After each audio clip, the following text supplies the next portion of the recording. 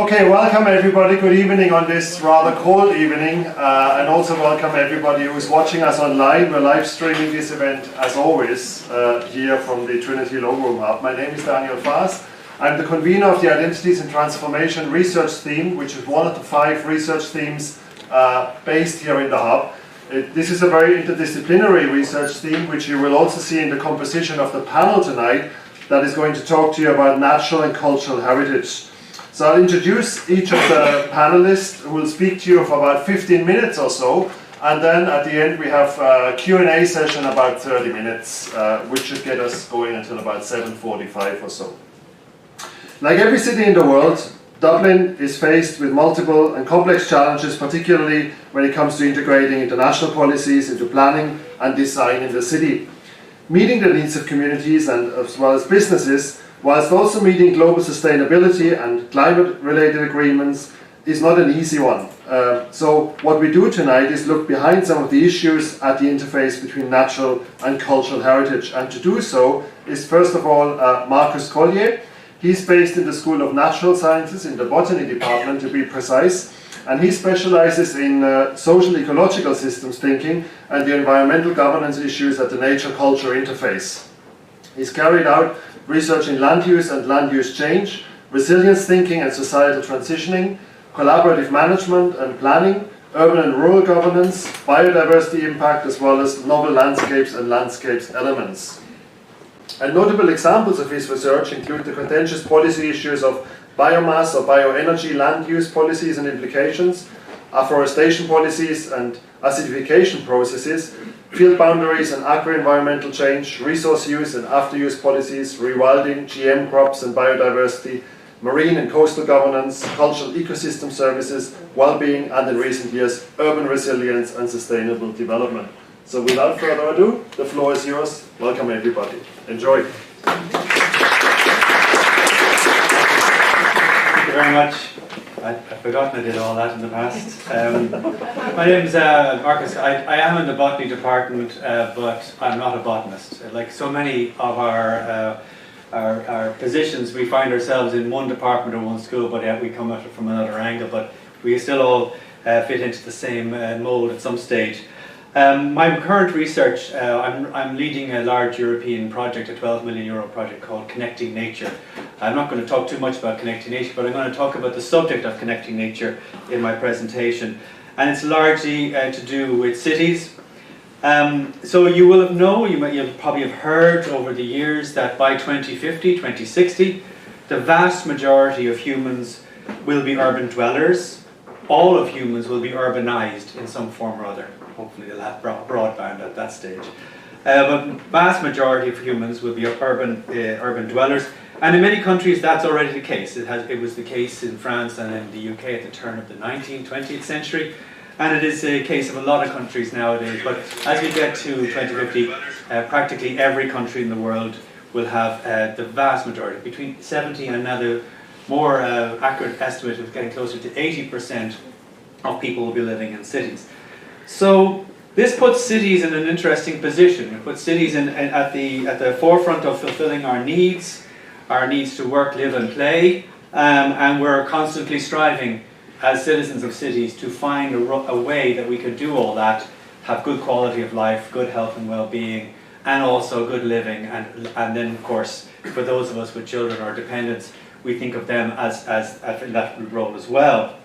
So we start to see that we need now to find ways to access green spaces and to access natural areas.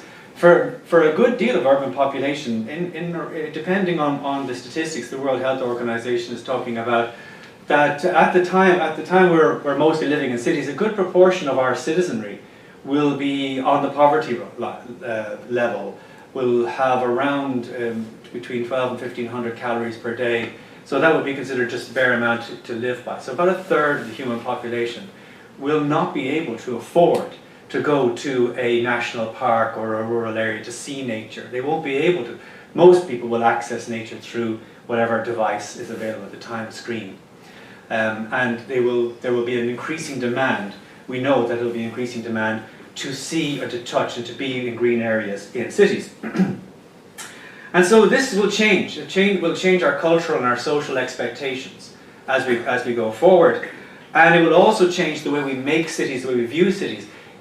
I tend to view cities as a tournament of voices, or a tournament of values in some ways, but a tournament of voices. Everybody wants a different part of themselves to be reflected in the city. There's a demand for more places for people to live, more housing, more social housing, but then there's also a demand for more open spaces, more recreational spaces. There's a demand for transport, and yet there's a demand for removal of certain transport and other types of transport. So it's a competition, a tournament of voices, of the urban body, the citizenry of a city. And it has been for many centuries. But in the recent years, the recent decades, this voice has become more and more competitive with each other. And so nature and green areas are going to have to compete in there somehow. We're going to have to find a way to incorporate nature into our cities. So this is where I come in, and this is where a lot of my research is in, this interaction between social systems and ecological systems. We are, humans, we are of course part of the ecological system. We have for many centuries felt ourselves apart. We've had this human nature schism between humans and nature. But in reality we are 100% part of nature, which we'll hear about later on. And in this situation then we start to think about how can we incorporate nature in such a way that it is, I suppose, both beneficial to the nature itself, the biodiversity. In other words, we'd like to see more plants, more animals, more wildlife. We'd like to be able to visit them, or them visit us probably. But at the same time, we also realize that we want nature to do things for us. Again, nature has been doing things for us forever and ever and ever. It's been providing us with food and fresh water and so on. And that process continues. And so we've been used to for a long time hearing about nature using the phrases of problems. There's a problem with too much nature, or the wrong nature, like invasive species or weeds or so on. Or there's a problem with nature, and that is extinction and biodiversity loss.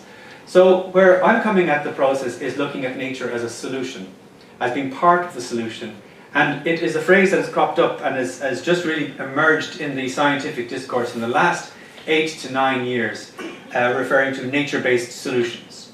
This idea that we can use nature as a technology. So a good example of what a nature-based solution would be, some of you will have been aware of this, is if it was daylight, if you go out the steps here, you'll see the roof beside us here is a Sedum roof. It's a green roof, it's a living roof. And it was put there, I suspect it was put there for aesthetic reasons, but let's pretend it was put there deliberately to assist with absorbing moisture and to attenuate water on the roof so that it doesn't gush out into the drains and start flooding us down in the museum building or wherever we get flooded every time it rains here. So a nature-based solution like a living roof, or if anyone has seen our new building, the business school at the other end of campus, you'll see that there's living walls on the outside of it. These are these types of technologies that essentially use nature. Yes, we're using nature again, we're abusing nature, but we're doing it in a way that brings more of it into the city, and our job is to try and make it more diverse. So the goal of nature-based solutions is to do several things. It's a multiple win scenario what we're trying to get across. We're trying to get more nature in the cities. We're trying to get people to appreciate this because of the work it does for us, and we see cities, for example, like London or Singapore, where a large number of their buildings have been retrofitted for living roofs, and now they're not only just the monocrop as you'll see just beside us here, but they will have biodiversity built into them. So for example, the London Olympic site is a really good example of a nature-based solution in action. And it contributes significant amounts to the reduction in flooding in the city at certain times of the year, and so we can measure this and we can quantify it. So if we look at nature as a technology, or we look at it's a type of technology which we feel is beneficial to us, well obviously there's a lot of things that go with that, and it changes how we design our cities. It changes how our relationship with nature, and what the ultimate goal of sustainability scientists, remember, sustainability scientists, whether they're biologists or zoologists, all of us are climatologists, all of us work in a crisis discipline. Okay, we're all at a crisis point, or there because there's a crisis, and we spend all our time trying to address and find mechanisms for dealing with this crisis, whether it's biodiversity loss or climate change or overpopulation, underpopulation, food and so on. We're all there trying to tackle this. So our relationship with nature is something that we're trying to encourage, because it's in regreening people and bringing people closer to nature that we will begin to encourage people to be more sustainable in the wider elements of their lives. So we know that if people are working with nature, and I've worked with volunteers over the years, taking them to do tree planting and so on, you can see that over a period of time, their behavior changes. And the solution, the main solution to climate change, you heard it here, you've heard it 1,000 times, is behavioral change, changing our behavior and how we do things. So people who engage with nature are more likely to be sustainable in other forms of their daily living. So this nature, the first main point that we want to get across is, by viewing nature as a technology, not only are you encouraging nature in the cities, not only are you encouraging innovation in how we manage it and how we design, but also you're encouraging physical contact with the very thing that will inspire us to be more environmentally conscious and more sustainability focused as we go forward. Not just our generation, but the generations that come after, remembering what I said at the beginning, that there will be more and more of us squashed into cities in the future. And we know contact with nature. The second area I really wanted to focus on was, we know that we know that nature is no longer a luxury. We know that natural things are in fact extremely important to us medicinally. We know, and we've now begun to quantify, in the last 5 or 6 years, we've got more scientific papers that have specifically examined this. That people who have direct contact with nature, even if it's 20 minutes a day, will have better health outcomes. We know that their stress levels will be low, especially if they're pregnant. We know that they will have higher well-being, they will self-reported well-being, and we know that they will be happier. So we know, we can see it now in some parts of medicine where doctors are prescribing trips to nature. Get out and go see nature. Not go out and go to the gym and get exercise. You can do the same exercise in a park as you do in a gym, but your blood pressure will be lower. We have these different measurements, so we know that physical contact with nature, even if it's just the sight of nature through your window, or a virtual one where you stick a phone in front of your face and pretend it's reality. We know this from the studies that are done in space with the space station. We know that people's blood pressure will go down. We know their stress levels, but we also know that students will have higher concentration levels, and we also know that people in business will have higher innovation levels. So we see nature as a technology on a broader sense, not just in terms of how it's touching people and touching people's lives, but we also know that it actually inadvertently has a beneficial effect that we can actually now start to quantify. The biggest problem we have over the years is not being able to quantify and validate how nature is in our lives. So this is the second message. And the third part of this process, the third part of bringing more nature to cities, is it cannot be imposed in the old-fashioned top-down way of, we go out there, we'll throw a park in there, and you know what, you're going to damn well like it, and that's the end of that. And we don't care how far you have to drive to get there. We found, through the work that we're doing and other projects like ours, that the co-creation process, the collaborative process, where we work with communities to develop their own kind of nature, works fundamentally better. Because people will design their own. If you ask people to design a park, as we did in my previous project with Weaver Park, go out there and design a park. We gave them loads of chalk, draw on the ground, and see what came out of it. The park that's come back there has got practically everything in it. It's got playgrounds, skate grounds, it's got all sorts of little corners for nature. It's in a small area. It's about 8 times the size of this room. We have a rather interesting area. It is one of the most visited, I don't know, Marianne might know more than I do, one of the most visited areas in Dublin, not because it's new, but because it's quite unique, and mostly because it was co-created. So using people to design your park is also a form of validation. So crowd sourcing of information is also a form of crowd validation. And that means that the park is more likely to be a success, and is more likely to last, and is less likely to be damaged or vandalized. We've got examples of this from all over the world. So just wanted to introduce the idea of nature as a solution, nature-based solutions.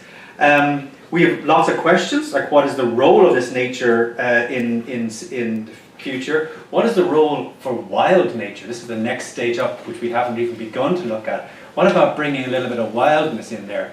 All of you who have a fear of rats, spiders, cockroaches, and those of you, like my mother, hate pigeons because of the thing they do to her laundry line, and all of you who don't like weeds and dandelions and so on, is there a role for these in our new nature in cities? Culturally, the biggest barrier to bringing wildness into cities is what we perceive of as the danger, the threat of nature.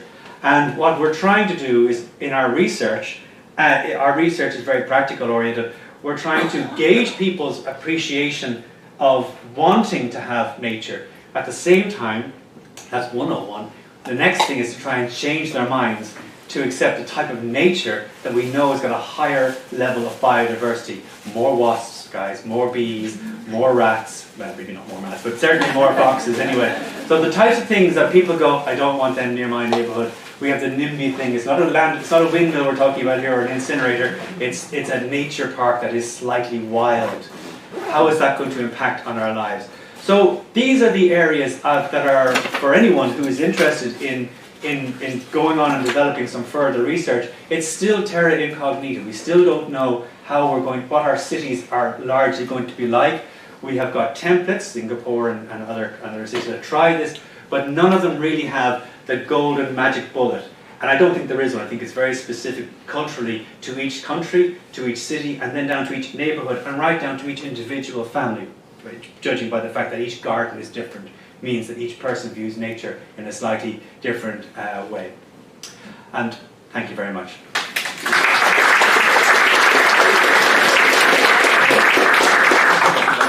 Thank you, Marcus. Our next speaker is Maryann Harris. Marianne wears two hats. On the one hand, she's a PhD student at UCD at present. On the other, she's the Senior Executive Park Superintendent with Dublin City Council. And her professional practice, research and teaching are in the planning, design and management of public green spaces for biodiversity conservation. She provides in-house expertise in landscape ecology and design for strategic infrastructure projects, urban master plans, environmental assessments, climate change adaptation and green infrastructural strategies. This includes also writing landscape policies for Dublin City and contributing to national policy and legislative reviews. She's managed park construction and restoration projects, including site supervision and health and safety management. And she has coordinated a multi-agency review report and strategy for UNESCO Biosphere in Dublin Bay. And this innovative project applies UNESCO criteria to a capital city's green infrastructure to create a model for urban biodiversity management by citizens. And we look forward to hearing more from you now. Marianne, please join us.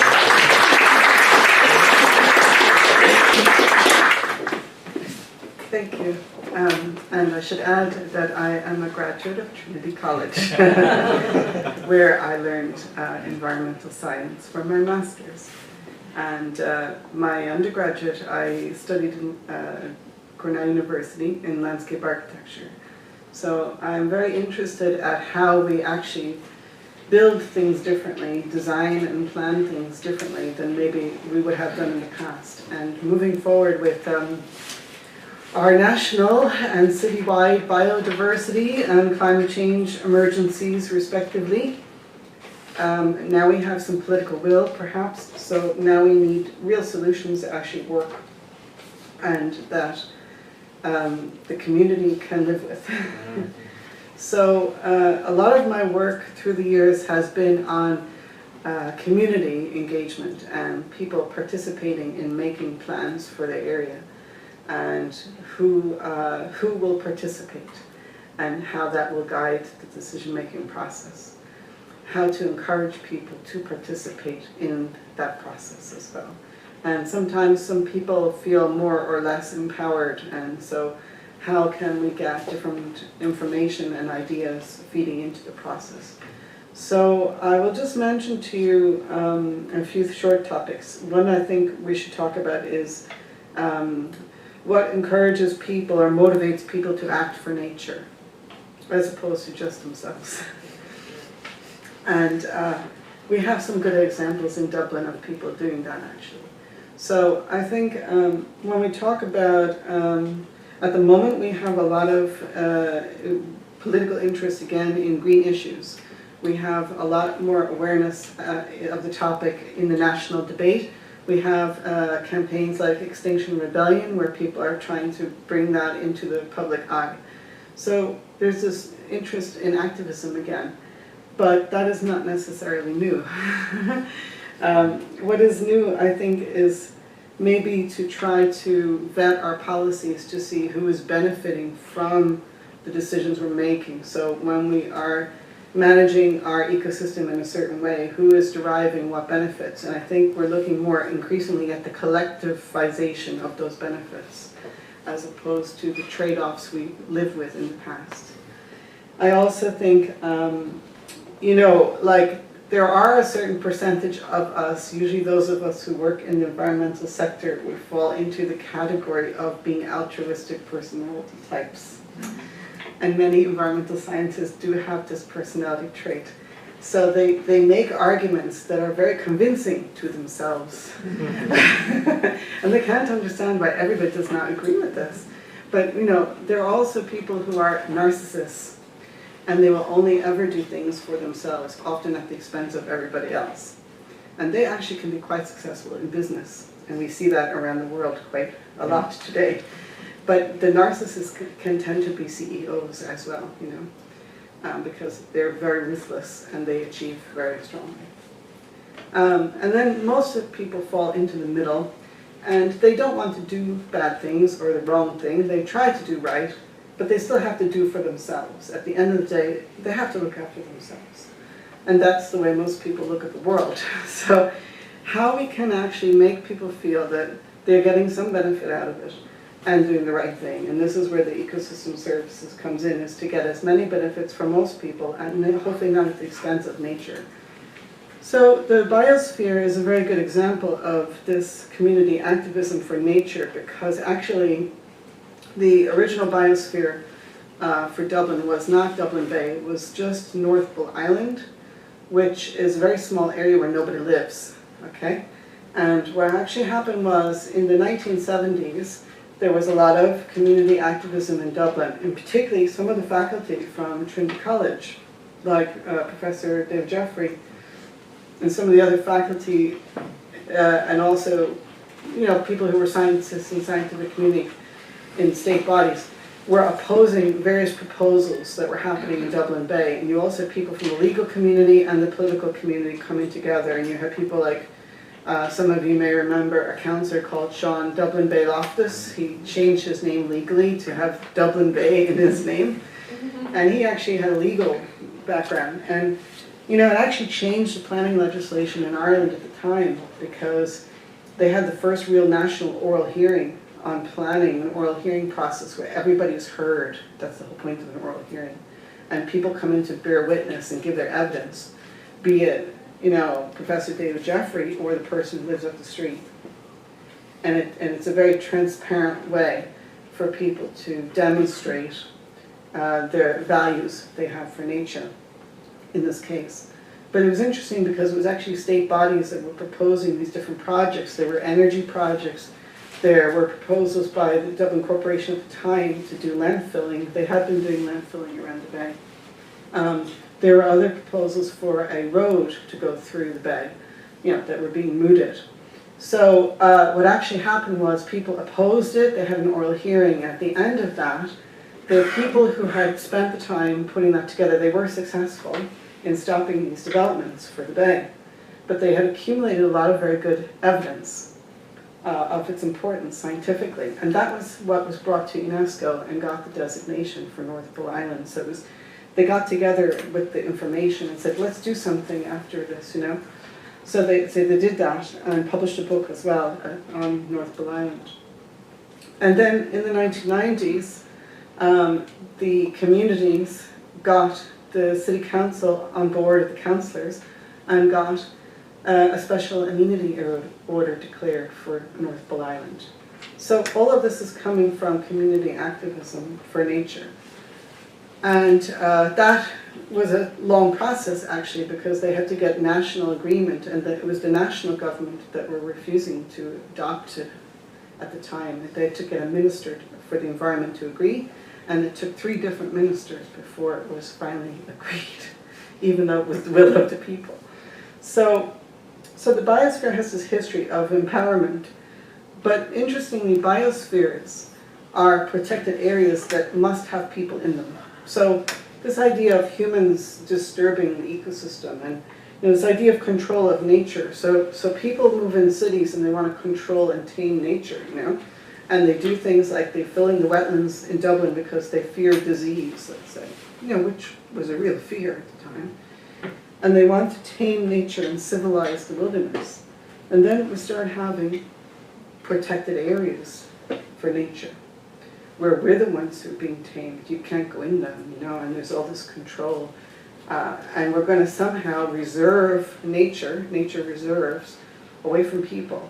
And that's going to protect them. But now, with climate change, we know this is not actually foolproof either. Because unfortunately, climate change impacts will supersede red lines that you can draw on a map. So the biosphere represents a bit of a compromise, but a kind of this idea again, how can we work to benefit but not do harm?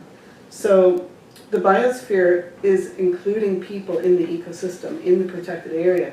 And the idea for Dublin Bay and all the biospheres that UNESCO have throughout the globe are that people are coming together to manage in cooperation and to manage the resources that they're benefiting from for those species and those habitats. The Biosphere program, way back in the 70s and 80s, started to do research. UNESCO funded a whole load of research projects on cities as ecological systems. And this was actually very controversial at the time because many conservation biologists refused to accept people can be part of nature like this at all. People are bad, they disturb nature. But now increasingly this is where we are today, is looking at cities as ecological systems, human ecosystems, where nature and people are interlinked. And we're actually managing for nature, restoring, in some instances, the ecosystem, or trying to adapt to the new realities that we have to deal with. And I suppose the other thing I would talk about is citizen science. So the biosphere is supposed to enable people to actively manage their own environment for themselves, but also for the future, for sustainable development. And in this, we look more to incorporate people's own experience and observations. So what citizen science does is it gives people a role to play in trying to share their own observations of nature, their environment, that they're passing through, that they recall from long ago. And the value of these observations is becoming increasingly evident, where we're finding, like, say, an example in one of the biospheres in Canada, where there was a school teacher and he had an interest in botany, and he was just a simple school teacher, but he got his students to record when the flowers came out on trees, or when the fruits came out, when the leaves came out. And that was like about almost 100 years ago. This is now becoming the basis for a whole study because of climate change. That information is now key data for looking at what has changed in that locality. What climate change. So you don't realize how much the value of some kid's observation is, right? I mean, this was structured, guided observation. But it is actually being used by scientists. So the value of everyday people and their observations, people who know their environment, can be extremely important like this. And if it motivates people to act in that way, and if it matters enough to people, they will look after it. We also know that people have what's called ecological memory. So if you don't have that exposure to nature, you don't have this formation of ecological memory, and therefore you won't perceive the loss. But if you have this appetite that you develop for nature and a sensory experience that is very real to you, then you have a very deep level of understanding of that particular component of nature, and you can feel that loss as well. And you won't want that sensation. So it will also motivate you. But if you live in a place devoid of nature, if cities are designed to be compact cities that will work very fast, and your garbage is collected very quickly, and you get from A to B in 3 minutes, and you cycle down the river and you get there super fast, but there's no river left, because you've cycled over it and there's no habitat anymore to look at because you got there 3 minutes quicker, didn't you? Isn't that what you wanted? If that's what you have, how do you develop any sort of ecological memory then to associate with? So part of, we talk about raising biodiversity awareness, but it is much easier if we can do this in cities where people can actually have that contact, ideally at a young age. And one of the people who was very supportive of the biosphere is now working in the top level of the European Commission in the Department of Environment. And he actually was telling me, his whole ecological memory, because when he was growing up in North Dublin, in Clontarf, he grew up, he used to go to Bull Island to catch frogs, which catching frogs in of itself may not be so pro-nature, but nonetheless, it intrigued him. So he started to understand the frogs where they were, and he started to explore this habitat. And he could remember, too, that it was wetter. The marshes were wetter back then. And how he knows is because he was wading through them, and he knew where he could begin and end his walk, and all these kind of memories. So he can see the changes, in the hydrology, because he remembers. But also, it got him very interested in this idea of nature and birds. He was very into birds and observing the birds. And now he's head in the environment for the whole European Commission. So you see, you can actually have this kind of experience that gives you kind of a grounding with nature, a relationship of your own on some level with nature. Beyond as well, of course, the health benefits and mental health as well. Hospital admissions are lower, all of these things. But at the end of the day, if we limit people from nature and we don't encourage that interaction, or we have the city business as usual and nature over there, and we don't try to integrate that, then we don't actually develop that sense. It's not very sustainable to expect everybody to drive to the Wicklow Mountains every weekend to find nature. And we don't need to, because there is nature in the city. And Dublin is very lucky because despite everything we have done to it over the years, nature is still persisting. And we have some very high value nature in terms of, we have on our rivers still many of the species that are actually elsewhere in Europe diminished. We have living rivers. We have salmon and trout in our major rivers, which is a really good sign for what we have for the future. So in terms of, if you think to the community activism and the appetite that people have had for nature in this city, there should be a means through the biosphere, through other initiatives, for people to continue to build on that for the future. Right now, there's a lot of binary choices that people want to present in planning terms. Do you want housing or do you want nature?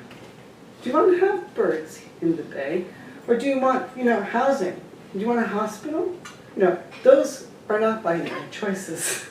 And we will all wind up at the hospital if we don't have anywhere for nature, okay? We'll have lots of hospitals and we'll be in them all the time, we need some kind of balance in our lives to center that. And I think I would say that the protected areas do not have to be protected from us if we are the protectors of those areas, So while we have to, yes, at European level and global level, some of these species are threatened, so we're protecting them as protected areas. We should never view it as it's to teach us the lesson, It's not for that purpose. It's to signify that we are having something here that has to be protected for a very wide audience of people and for global interactions that those species have. So when we are protecting them, we're actually also protecting them in Africa and in the Canadian Arctic, and in Russia and places where they're coming from back and forth to Dublin. So we have some species disappearing because of the fact that in Africa they're under threat, those habitats that they go to. Or, for example, some of the birds are flying over the Sahara Desert, but the Sahara Desert is actually getting bigger because of climate change. Desertification is happening. In other words, the desert is expanding. So for these birds to fly here is a much more onerous task than it used to be. And then when they get here, what did they arrive to? and if we can afford space for them, because as the spaces are shrinking, do they reserve a slot for when they get here? You know, are we going to artificially construct habitats now? Is that is that the compromise we come up with? So these are real questions we have to look at in the city now. And yes, in some instances we are artificially doing things, but there is scope also to, well, I won't say the word restoration, because I think in Dublin, you know, we have a city that is over 1,000 years old. So I don't know what you're restoring to sometimes if you say restoration, but definitely we can do some recovery of the patient, I think, and we can do some rehabilitation, you know. So I think just to say that I'm reluctant to think of it as that we have to limit people to have nature. And I'm reluctant to say that we have to make those binary choices. What I think we have to accept is that we have to try to find that compromise where we can still achieve what we need to achieve for ourselves, but that we're moving in a direction that still allows us to have that level of understanding of the place we're in and have to maintain that memory of what we had once. So I'll leave it at that.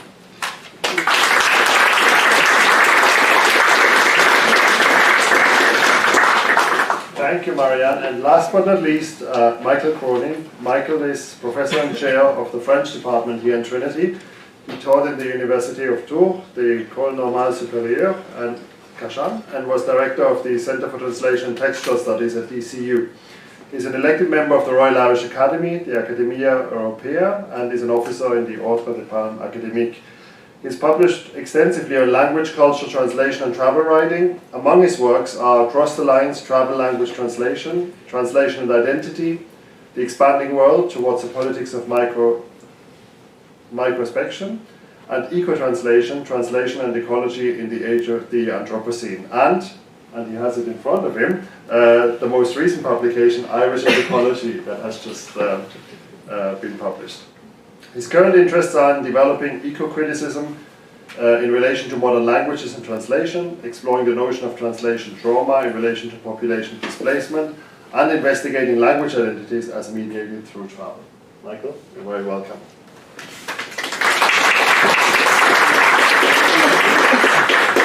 That's great. Thank you very much for the introduction. And I'm particularly pleased that tonight what we have is a dialogue between the two ends of the house as well, between science and culture, the debate that doesn't happen anything as often enough as it should. Because one of the things that's very, very striking when Marcus and Marianne were presenting is so many of the issues that they were talking about were cultural issues. We can describe them as behavioural issues, we can describe them as anthropological issues, but basically what we're talking about is the way in which human culture, the kind of stories that we have, the myths that we have, construct particular objects. And of course one of these is nature itself, the way in which we think about or conceive of nature is something that was very much kind of culturally constructed in the 18th century, partly as a result of the Industrial Revolution, the Romantic poets trying to make sense of the ecological dislocation that was happening at that particular moment. And then, whereas people had previously seen themselves as in the natural world, you gradually began to see this kind of division that emerges, partly cultural roots, partly philosophical roots, partly anthropological roots, between nature and culture. These become kind of two separate and discrete objects. And to some extent we're still dealing with the legacy of that kind of, those forms of dichotomous thinking. So one of the things, it seems to me, is that we can certainly think of a number of solutions to make our cities more habitable, to make them more resilient, to make them more sustainable. But I think as part of that particular project, one of the things we've got to think about is the role of culture, is the role of language, is the role of literature, is the role of stories in doing this. Because one of the greatest, if you like, dilemmas that we've faced in the past decade or two is that one of the things that sustained climate denial has not been evidence. The evidence has been overwhelmingly pointing in the other direction. But what sustained climate denial was storytelling, was myth-making, was constructing versions of reality, nature, culture, and so on. So I think one of the things that, and we tend to think, I think sometimes, in a slightly kind of naive, enlightened way, that if we produce enough evidence, that eventually this will be the deciding factor. I think one of the other things we've got to think about is what the role of culture is. If we're going to talk about a look at behavioural anthropological change, one of the things we've got to think about then is what kinds of things do we have at our disposal that will allow these kinds of changes to take place.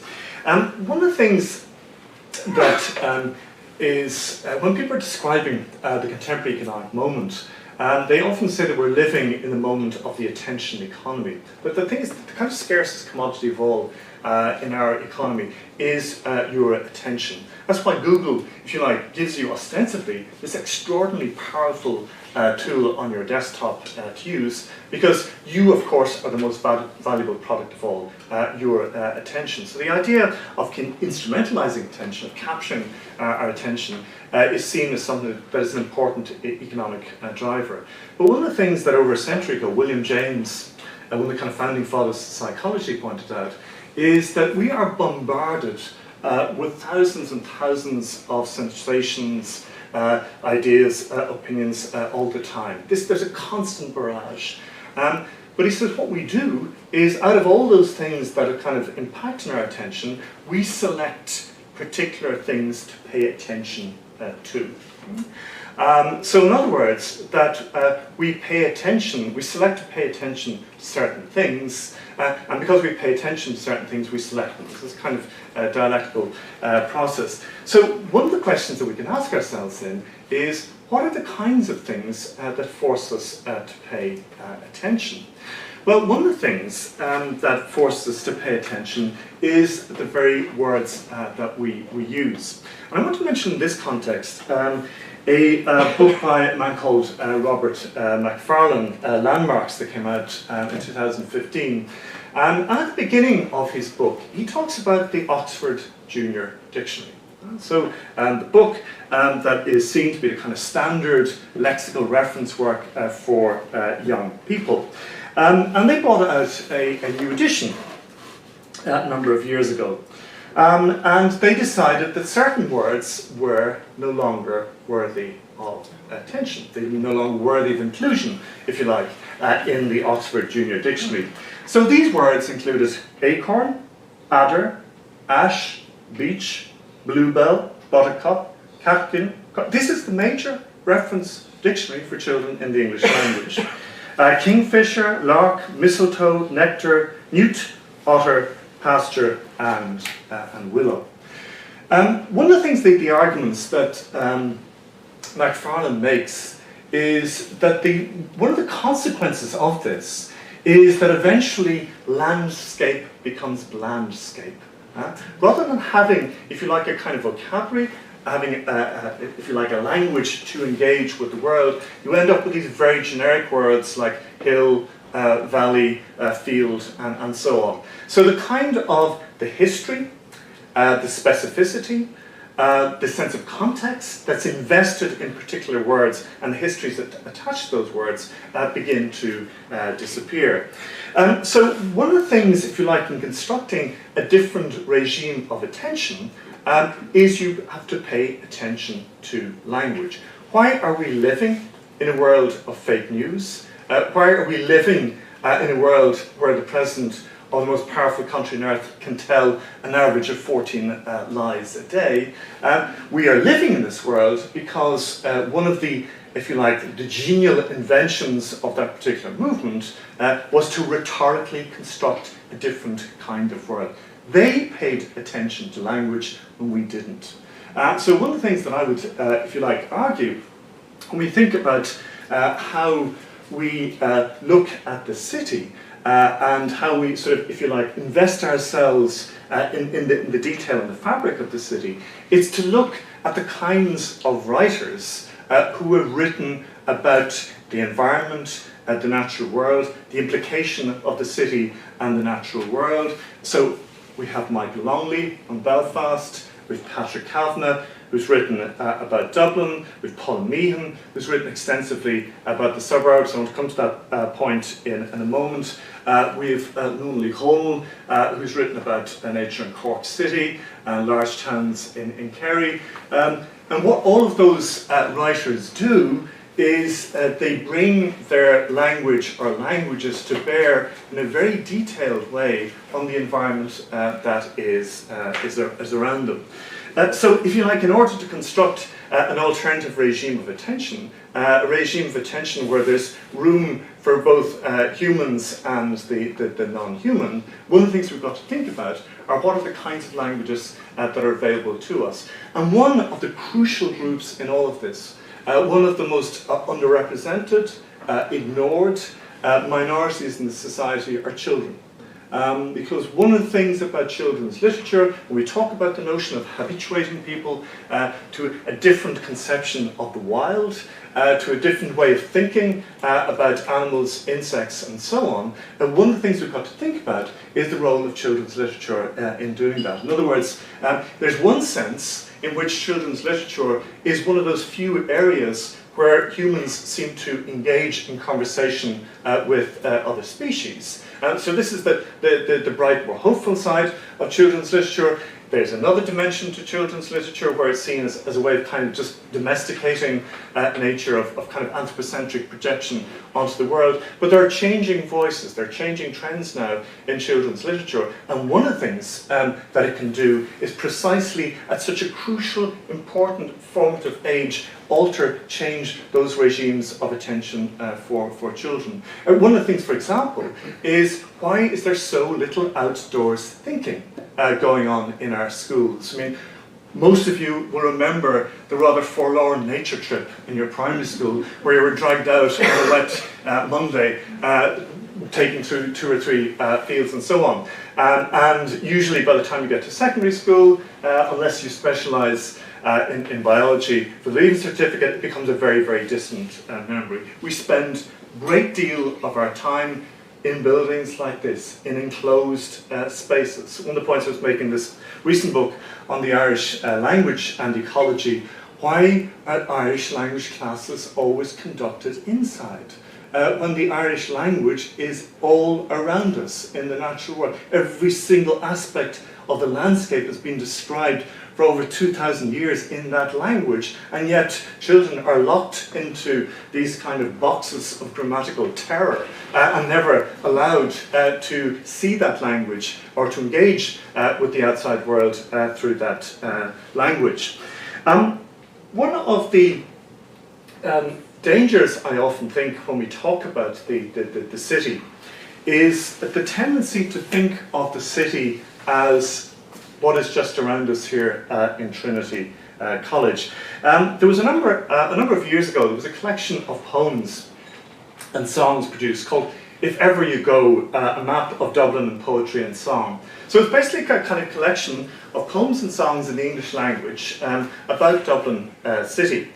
I went through this anthology and I counted up 31 poems in the Liffey side section. Right? So this is the section that basically dealt with the city centre. There was 108 poems about the north side of the city, and 206 poems, surprise, surprise, about the south side in this book. But then when I began to look at the book more carefully, where does the north side begin? It begins in O'Connell Street, a poem about. And where does the south side begin? The south side begins in Westmoreland Street. And it goes all the way from Westmoreland Street to Cabinteely. In the north side section, it goes from O'Connell Street to Hope. And of course, one of the things that if you like, book, I think, vividly and eloquently demonstrates is that when we talk about the city of Dublin, when we talk about Dublin, I think we've got to be aware of a certain kind of urban fixation and to think about a suburban reality. If you think, for example, of somebody who's seen as the emblematic urban writer of Dublin, James Joyce, and then you think about what were the main kind of loci, the places of action in Ulysses, they're in Sandycove, they're in Dalkey, they're in Sandymount, they're in Glasnevin, they're in Howth. Right? So the great kind of bard of the city, in fact, is a suburban bard. And one of the things that is very, very striking about, and you see, for example, vividly illustrated in the work of writers like Paul Meehan, is the extent to which this is a city, what I call a metonymic city. It's a kind of city of parts, where the part comes to encapsulate the whole. The metaphorical city is Paris, the city of light, Rome, the city of God, London, the city of finance. But what you find in Dublin, when you read through the literature and people have written about the city of Dublin, is that there's an intense investment in particular kinds of local identities. And it seems to me it's that particular investment in forms of local identities that provides a sense of ecological hope. In other words, it's the development of that kind of local or placed fidelity, and to use, as Common Ground has done in England, to use myths, songs, stories, rhymes, verses around those particular places as a kind of context or a cradling for the emergence of an ecological sensibility. That's going to be much more effective. It's the kind of co-creation that was talked about earlier. That is going to be much more effective than a kind of an instrumentalist administrative imposition of a form of abstraction which tends to dog a great deal of the literature on the ecological crisis. It's quite understandable why there's a literature of necessary abstraction that surrounds the description of what's happening to us, but we urgently and vividly need the kind of graphic tales and stories that will capture the kinds of futures that we have ahead of us. But I think I was told to shut up after 9 minutes, so I think I'm going to do so now. Thank you.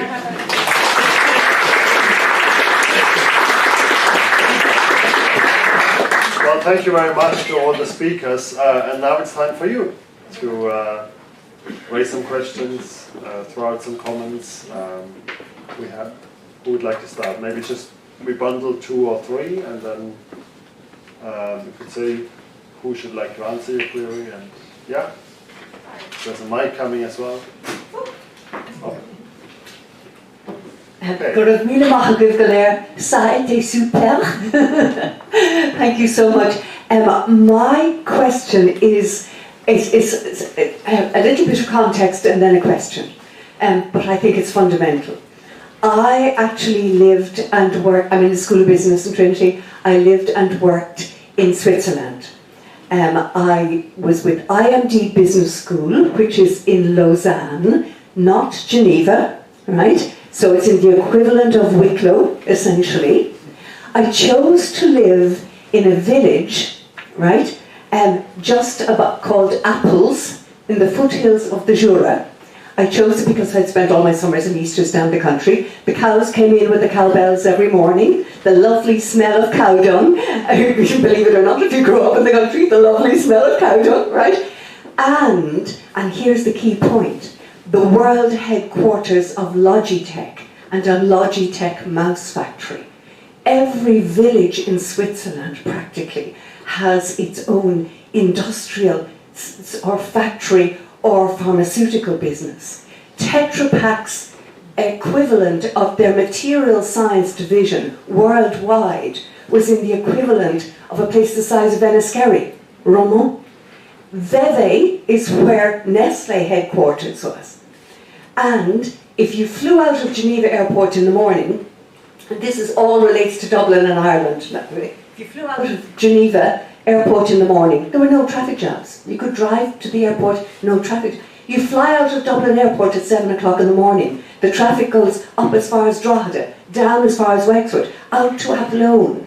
And then my dear departed uncle, from Offaly originally, but lived in Dunshaughlin, and I'm going to do an Offaly accent if I can now, but this is a big question behind this, says, and what are we doing now, building all these buildings in some of the best land in the country? Why aren't we building it in the West or somewhere like that? I mean, all of Meath, North Dublin, Navan, everywhere, all being built over, and it's the best land, some of the best land in the world. And yet we have the presumption that we have to go completely urban. This is not the case in most of the Scandinavian countries. This is a rant, as you can tell. I've worked in the Netherlands, and I've lived and worked in Switzerland, and it's devastating for me to come home and see that we're kind of doing, like Abu Dhabi or Singapore or Dubai, we're doing copycat Manhattan all over the place. Are we going to learn, or are we just going to become Anglo-America? Or are we going to learn from a lot of the countries who are ecologically so much more sound than we are becoming? And we would have been so much, thank you, I'm sorry I went on too long. But the core question behind it is, are we going to have to become so completely urbanised when so many other countries in the world are doing so much better than we are? Thank you. Who would like to answer? I'll give it a shout. Sorry, that was a rant. I disagree completely with the manure, but anyway. I guess the Swiss example is a little bit of an outlier in the global context. And when we've got Intel and Leixlip, and it completely destroyed Leixlip in terms of the infrastructure that was there. So experiments like that have happened, and we've tried it. We've industrial locations near smaller towns. This is more than just about locating near a village. It's a lot to do with the global markets, and Switzerland in particular has got a very unique position in the global context. So we have tried things like decentralizing, we have tried this, but there's another school of thought that says, well, if we're going to, there's a lot of energy invested in putting things like locations outside. It's maybe different when it comes to the knowledge economy, where we're not essentially trucking in raw materials to make something, where actually you could be creating. And so this is possible still. Not against it, because it's and it's certainly possible in a country like ours or Switzerland, where we've got a very highly educated young population, and largely still welcoming, not always, but largely still welcoming people from other countries who have the same skills and so on, the skills that we need. So although we're always mindful in Ireland of the failed experiment that was decentralisation when it came to some sort of government aspect of this, where departments just couldn't function because they were split all over the place, and still are. You can see the legacy of that today.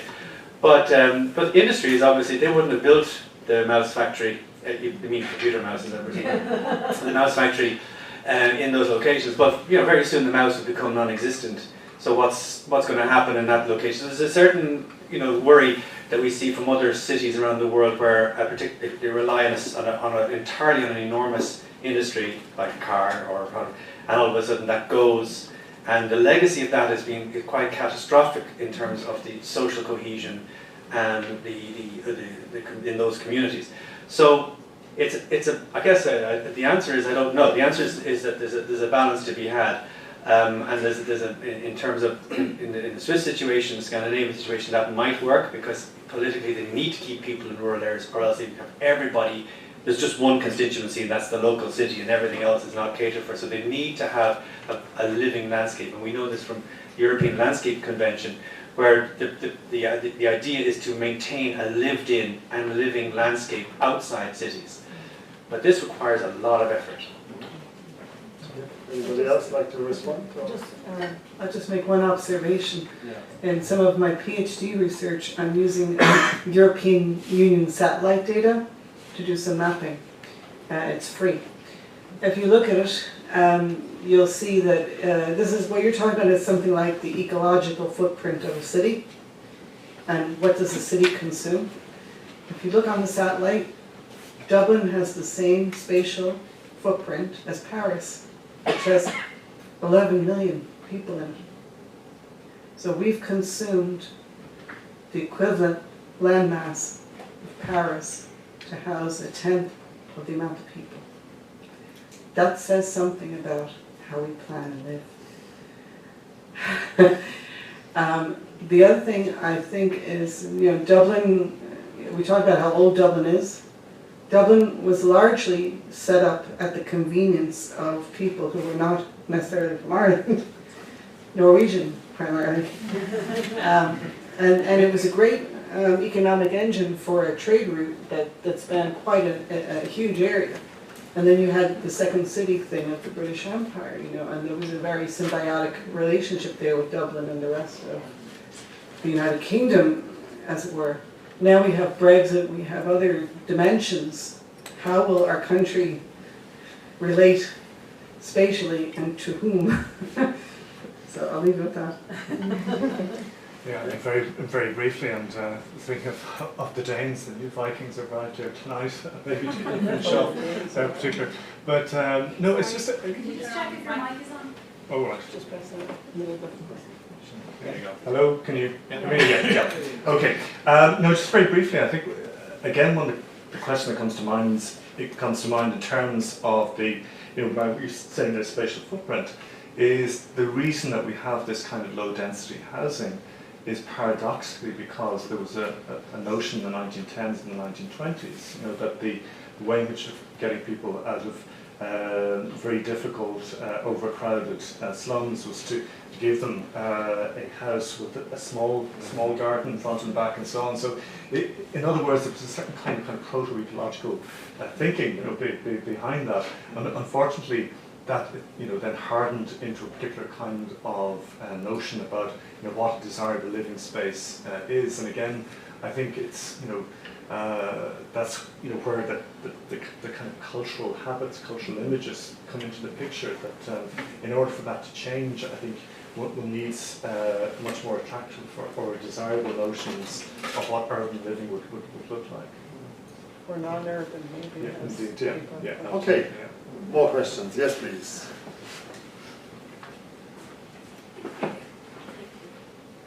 Hi, I just want to make an observation really, and I'm glad to know that Trinity College and Dublin City Council are one I'm speaking to each other, because that was a question I was had in my mind when you first spoke to Dr. Collier, so I'm glad you're talking to each other. And your point about, the density of Dublin compared to other European cities is valid, but also there's another point I would like to make in relation to that, is the quality of the buildings and the space of being built in Dublin. If you live on the continent, I did for a while in a few different cities, the standard of the apartments, they're spacious, they have storage, they have places to do your laundry, whatever, and they're decent accommodation. Whereas here, all we're hearing now from the current government, they want smaller and smaller spaces. And these ridiculous hubs, maybe they have validity in some places, and I'm sure they do. But I think for Dublin City Council, and if you could take this message back to Dublin City Council, we need decent ground, we need to increase the density, but we need decent spaces, decent space apartments that people can live in and be happy to live in. Quality is what we need, not boxes. And that is an important message for Dublin City Council. Okay, well, we'll take a second question straight away. Anybody else? Yes, yes. Over here. Two connected questions. I was interested that both Marcus and Marianne talked about consulting with people. And I wonder, have you got any insights or thoughts about how to really engage in consultation, particularly to hear from voices that are difficult to hear from, rather than the advocates or activists who are more able, we'll say, to have themselves heard, and also how you reconcile different kinds of voices. And I'm thinking, I hate to break this down to something so mundane, but I'm thinking, Marianne, of the recent dog wars in relation to Dublin City parks, and whose ideas about how you use parks get to dominate. But I was connecting that, Michael, to what you were saying about maybe there being some hope in fostering the idea of localities. And I'm thinking of some of the ideas of hyper-local initiatives about street schemes that have been successful in some parts. But that starts to worry me then, because I think surely one of the difficulties that we have on a global level is the increasing, individualization or refinement of tiny voices and groups, and amplifying those voices in a way that gives them disproportionate influence. Okay, back to the panel. Can I respond to the first one on Dublin? Go ahead. just to say about the Dublin Apartments, you might recall there was a battle between some of my planning colleagues and the national government because Dublin City Council were actually trying to introduce more stringent requirements that allowed for things like having windows and light and storage, and were being told they were being too generous and that this was not enough units. So, and I know some of the planners who were writing that and trying to introduce that. So I also had another colleague in planning who was trying to introduce site value tax and things like that, and was partially successful in dealing with derelict sites, not fully as much as he wanted it to go. So I actually think, the planners aren't here tonight, but some of my colleagues in planning have actually tried very hard to push the boat out and been fought down heavily by other interests, and national policy has not necessarily taken the lead that Dublin has tried to pull it towards. That's not to say that everything is right all the time. I'm just saying I'm aware of those tensions. I also would agree with you that the standards are not sufficient. I have deep unhappiness with the residential standards that exist, both ecologically and in terms of the discussion we had earlier about play area for children. I think it's criminal what has come in. It's not actually from a mental health point of view meeting any standard. And the current policy is that you don't have to provide public green space. You can pave your way out of it if you are developing near the coastline. And that is our protected coastline. So what you're saying is you can actually load extra people into those protected areas and provide actually less green space where you have European protected areas for habitats and species. It is absurd. And the only reason they're getting away with it is because they're guidelines. If it was legislation, it would be taken to the European court. I could answer both questions have a similar route. For example, in the apartment and housing complex, a very small number of voices in that arena. The developing community had a very strong influence over governments, especially during the boom time, or prior to the boom time, I should say. And the same goes for the same root of the same issue. Is it how do we make all voices equal? Where's the democracy in nature and cities? Where's the democracy? Where is that?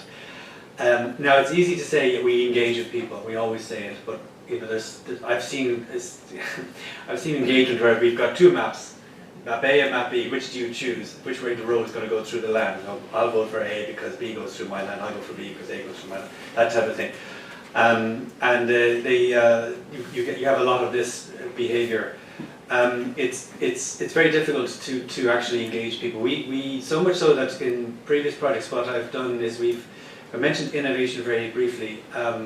We've created companies to help with the innovation. So we have a company called Connect the Dots, which is just two master's graduates from DIT, two young women, who have a very successful company now which managed to get off the ground.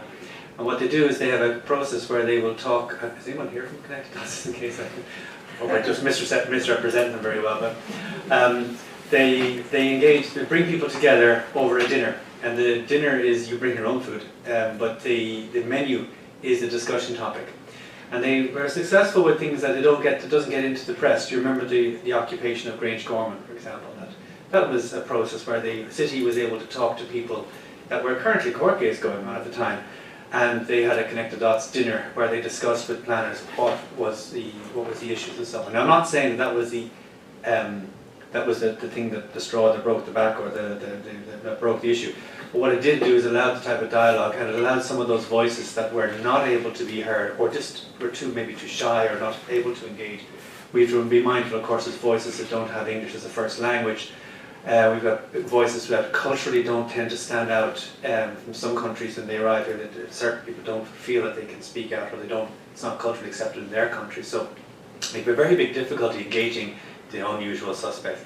And at the same time, we do get a lot of fatigue of the people who do engage. So we've got a double whammy issue going on. So some people are banging on the same stuff over and over again, and the other people really should have that extra bit of voice. is very difficult. So there's some small companies that are able to help us, and they're sort of their neutral zone people that can actually help the dialogue. But the first step has to be that yours, and if, you know, in all situations. You can't just suddenly wait for someone to cart you away in the middle of the night and stick you at a table and say, now we want to hear your voice.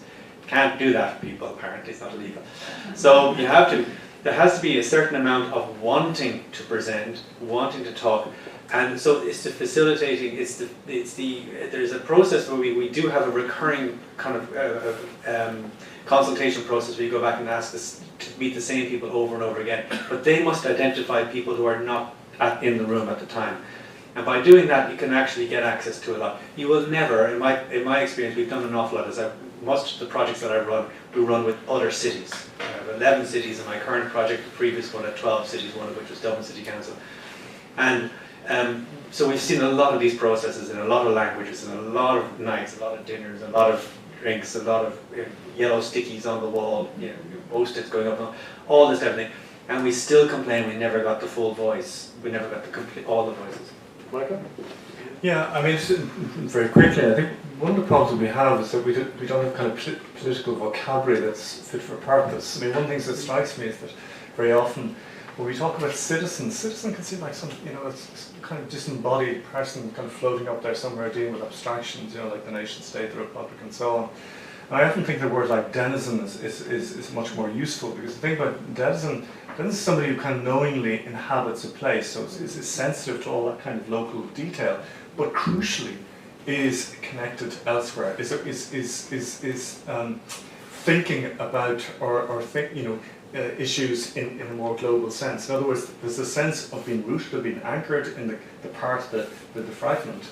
But as Alistair McIntosh, the Scottish ecological activist, says, you know, if I stay in one place and I dig long enough and hard, I'll end up on the other side of the world. So it's how you know, you could be in a particular place, but imagine what it's like to be on the other side of the world. So it seems to me, rather than I think sometimes very high level, slightly condescending rhetoric, which is, you know, articulated in terms of particular ideals.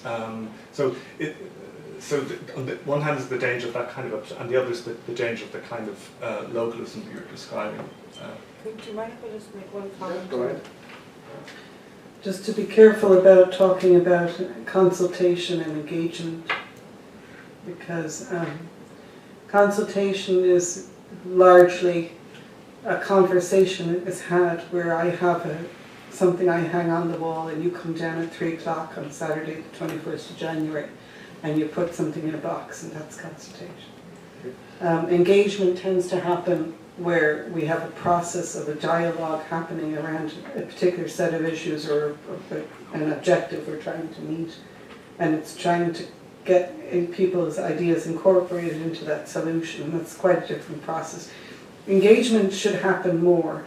One of the reasons it doesn't is because it's everybody's time poor, and it largely is very time consuming. Another reason it doesn't happen is it depends on the community. A lot of the communities I've worked in, it takes a while to get people revved up to engage.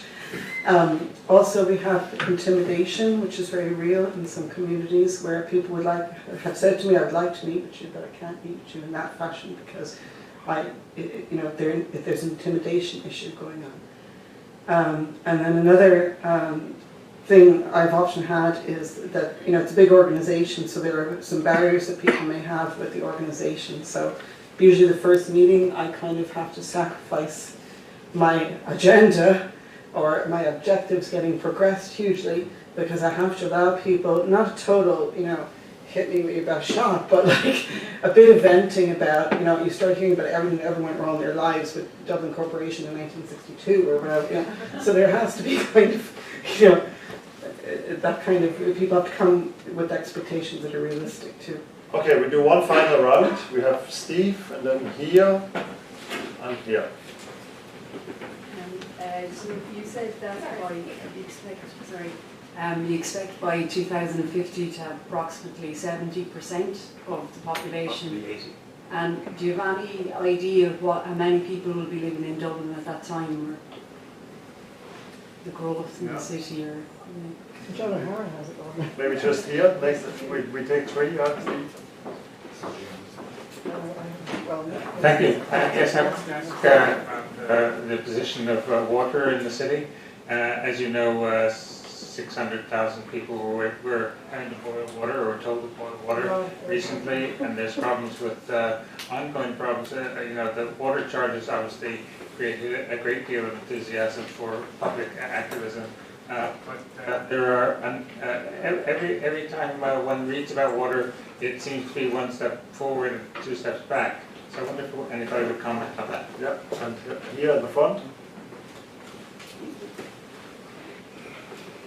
You spoke about the dialogue of the literature surrounding the city, and do you think that Dublin City, the development of it with the front and back gardens, is a product of our government being largely not people that were brought up in the city, that many of the people making decisions for the city, if they're not from outside the city themselves, they're second generation from the country, and this is what they see as better than what the city is. We don't really have the mentality that glorifies the city.